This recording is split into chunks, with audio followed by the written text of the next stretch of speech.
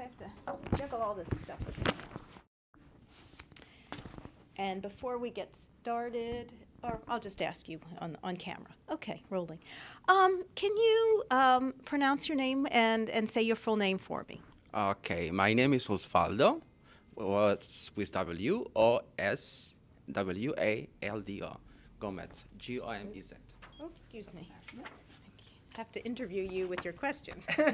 All right, Osvaldo Gomez, why are you particularly organizing an international workshop on climate change evaluation at this time? Yeah, 2 years ago, the Global Environment Facility Evaluation Office conducted studies in several countries trying to identify evaluation capacities in those countries. And the results show that we don't have really enough information about evaluators, about evaluation agencies in many, many countries, particularly Asia, Africa, and Latin America.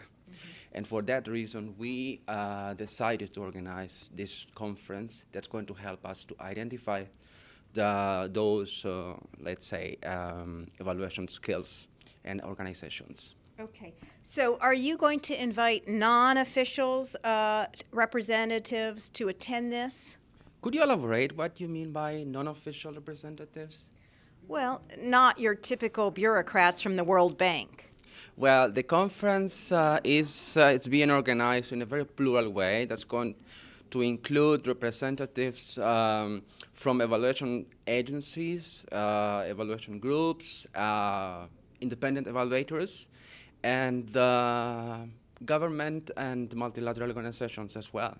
It's an open conference, and anyone who has the interest and the experience is invited to participate. Even people like Greenpeace and other Environmental organizations. Absolutely, it's a very plural meeting, and we would like to benefit from having different viewpoints on climate change and evaluation. Okay, developed countries have a very ambiguous policy on climate change. Is that correct? Oh, well, yes, different countries have different policies, and we don't have an agreed policy on climate change. We have international conferences that have been signed and ratified by different governments, but we don't have a one policy. So that's the case. Well, you know, the World Bank has been criticized heavily for not doing enough about global warming, global climate change.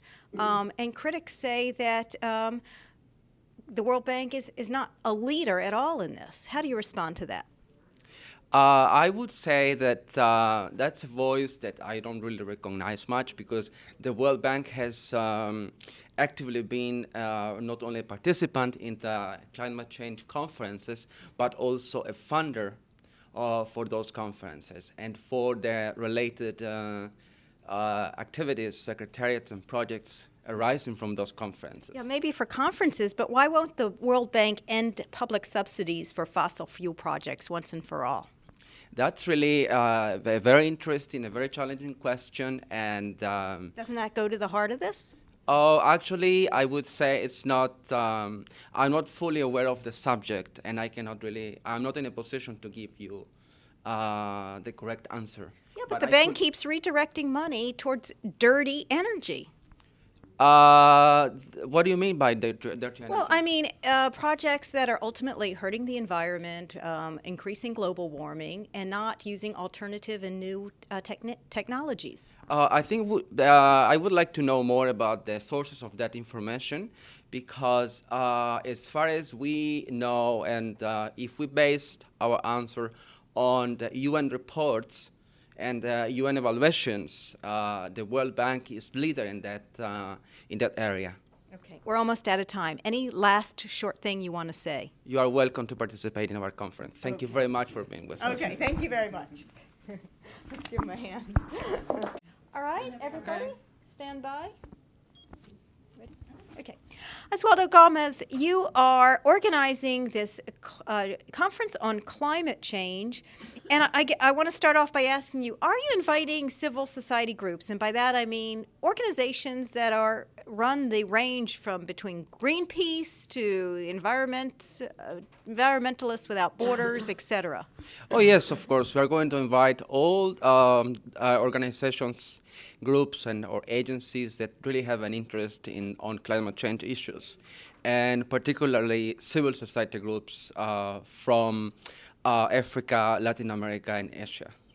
What is the purpose of this conference? This conference wants to get all the knowledge that we have on climate change and we don't know about it in developing countries.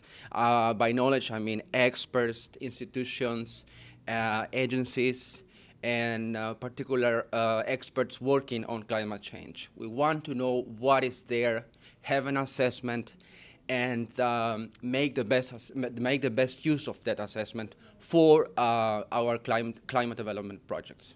Are you doing this because the World Bank has been criticized because you've had such a poor record when it comes to recognizing global warming and climate change? Are you trying to do this to improve your image? 2 years ago, the Global Environment Facility conducted studies in Africa and Latin America about the knowledge on climate change available there. And the results were amazing. It's very, very little what is known, but it's a lot what's available, what is there. And our conference wants to identify that knowledge. Okay. We're almost out of time. Anything else you want to add? Thank you for the interview, and I would like to see you all in our conference. Okay. Thank you again. Give my hand. Okay. We're joined today by Osvaldo Leon of the World Bank. Thank you very much for being with us, Osvaldo. Thank you very much, sir.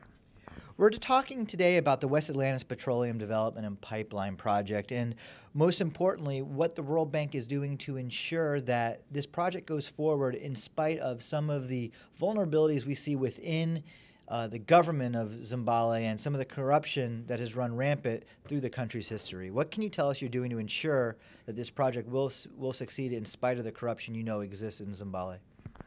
That's a very good question, Tom. Let me start my answer by saying that the World Bank has been supporting the setting up of an oversight committee, which is actually composed of representatives of the government, the civil society, and the judiciary system in Zimbabwe, and that's charged with the task of ensuring that there is a broad participation and that all the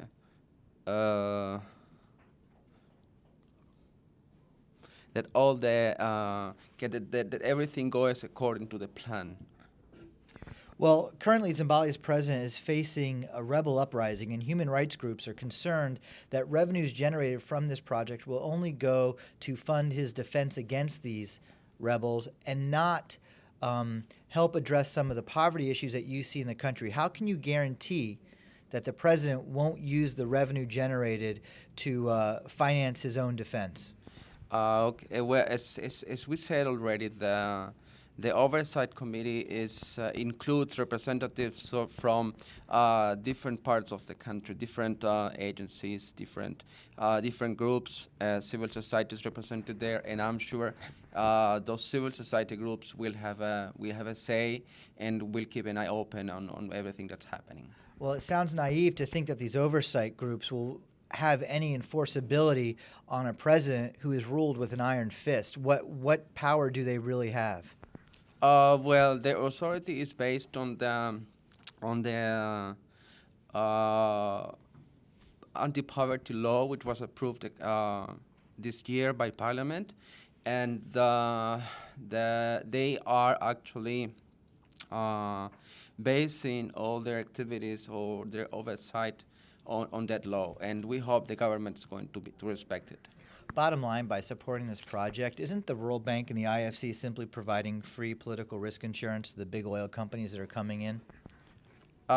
We are doing our best to help the country to overcome poverty, and we believe that this is a project that's going to bring a lot of support and good to the country. Well, who is it that set up the Fund for Future Generations, and why was the trust simply limited to 5% of future oil revenues? To me, this suggests an area of exploitation where a lot of the money that should have been going into a trust for future generations could, in fact, be used by a corrupt government. Excuse me, could you please repeat your question? There's a trust as part of this program that was set up to fund future generations, and only 5% of the 5%, revenues yes. will be going into that trust. Why such a small figure?